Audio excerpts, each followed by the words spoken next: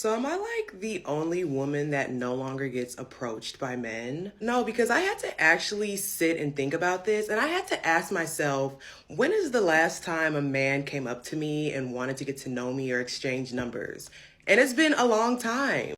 And honestly, I'm not gonna lie, it definitely has me questioning myself.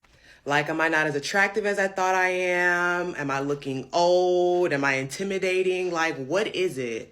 So now I'm starting to realize that since men don't come up to me, I have to be the one to go up to them. And that makes me super nervous because it's like, how do I know I'm not going to get rejected if you didn't come up to me in the first place and then I make the decision to go up to you? How do I know I won't face rejection? So can I get some tips and tricks, some advice on how to approach a man that I think is cute? Because I have no idea how to. Like, I'm scared and I feel like I can only approach men if I'm drunk, which is not often.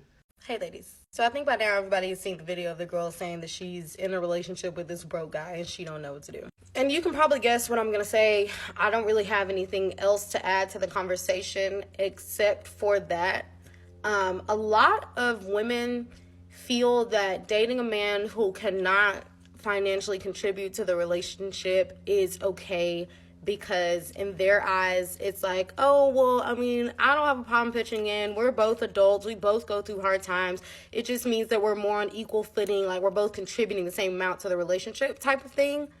I have to heavily disagree, because I feel like on the whole, on average, obviously this does not go for every single man and every single woman, but on the whole, women provide things to the relationship that men, for the most part, do not provide, such as the emotional labor that it takes to carry a relationship. For most women in relationships, you're the one who is going to be navigating you guys' like emotional, whatever the word for that is, the emotional landscape of the relationship. For example, if there's a problem in the relationship, if it's something that needs to be addressed, a lot of times it's going to be the woman who says, hey, we need to talk about this. You made me feel like this type of a way when you did this, that, and the third.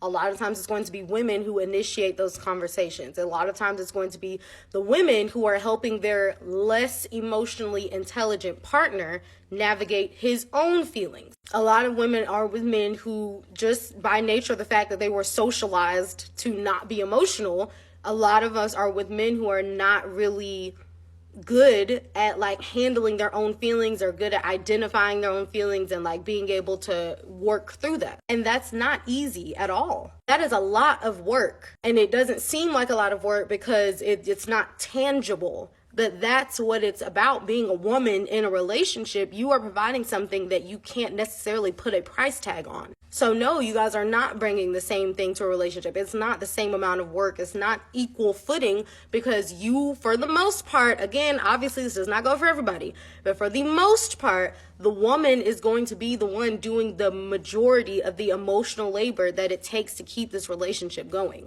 You're already doing more than him, and now you have to pull out your wallet too? That just is, it's a little too uneven for me. Furthermore, dating a man who is not financially stable when you're 18, 19, 20 is like, who cares? You got plenty of time to mess up. You can do whatever you want to do right now. You don't have any real responsibilities, especially if you don't have no kids or anything. Like, that's fine. But once you get past a certain age, you have to start thinking, long term, is this the type of life that I want to live? It's fine now when neither one of us really have anything going on, and like I'm probably not making too much more money than he is anyways, so what does it really matter? That's fine. But once you hit like 21, 20, well, maybe not 21, once you're at least 25, you have to start thinking, like, if I marry this man, his financial decisions are going to affect me forever. It's not just a him and me thing. Now it's an us thing. Now it's not he don't have no money. Now it's we don't have no money. And I can't live like that. Me personally, that's just me. And lastly, one thing that my married father, my pastor of a father, has told me for my whole life is that any man who is comfortable watching you struggle to provide, or watching you struggle to have money, watching you sitting here racking your brain trying to figure out how am I going to make this work for the two of us, he don't care about you.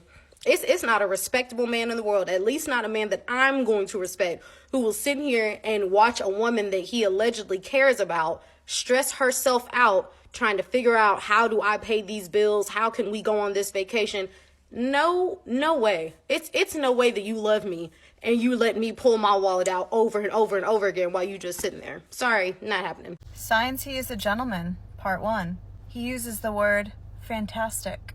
He says things like good evening. All green flags, all signs that he's a gentleman. Also probably a sign that he's over the age of 50, but that's okay, okay? It's totally okay. That's so young. I was watching a podcast the other day, and there was this female dating coach, not me. She was saying how men should approach because men have always approached. From the beginning of time, men have always approached women. I completely disagree. I actually have known for a long time that in the 50s, women used to drop their handkerchief for a man to pick it up. Drop her handkerchief like so, and for a gentleman to come and pick it up and say, sorry miss, I think you dropped your handkerchief. And the idea was it was a subtle sign from a woman to a man of, hey, I want you to come talk to me. And it is no different in today's modern world. In fact, I think in today's modern world, we need that sign more than ever because men are worried for good reason that if they approach a girl who doesn't want to be approached, they're going to be labeled as a creep. And no one wants that. No man in his right mind wants to be thought of as a creep. And therefore, I think it is so important for women to be comfortable approaching. I'm not saying that a girl should walk up to you and say, hey, sexy, want to go on a date?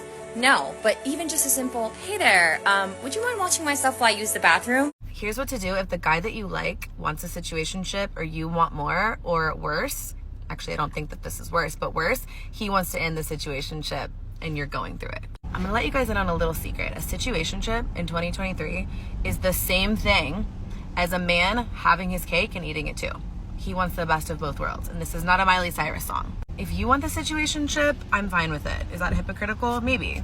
But it's my job to have your best interest at heart. If he wants it and you don't, on the other hand, you're doing a couple things to yourself. One, you're showing yourself disrespect. You're saying, I don't deserve what I actually want.